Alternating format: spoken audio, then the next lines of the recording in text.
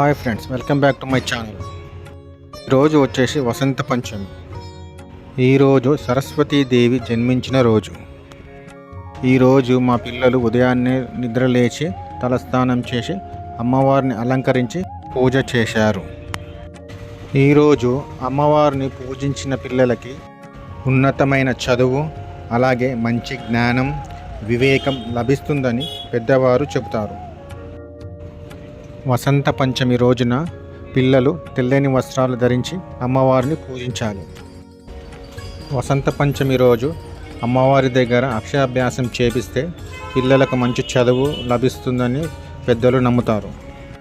ఈరోజు పూజ చేసిన పిల్లలకి మనస్సు ప్రశాంతత లభిస్తుంది. ఏ పూజ చేసినా మొదటగా వినాయకుని పూజించి ఆ తర్వాత ఏ పూజ చేయాలని పెద్దవారు చెప్తారు. అందువల్లే మేము మొదటగా వినాయకునికి పూజ చేసి ఆ తర్వాత సరస్వతీదేవిని పూజ చేశాము.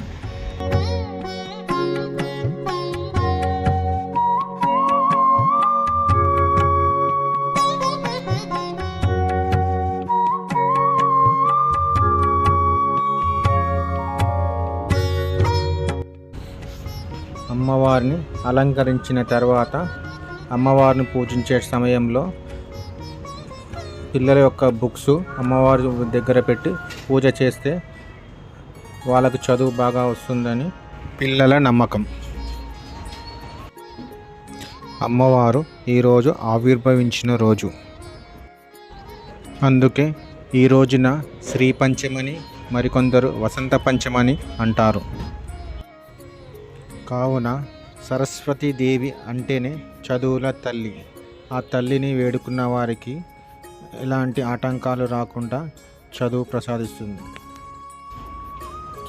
చదువులో ఇబ్బంది పడే పిల్లలు, చదివినది జ్ఞాపకం రాని పిల్లలు అమ్మవారి ముందు కూర్చొని ప్రారంభించాలి.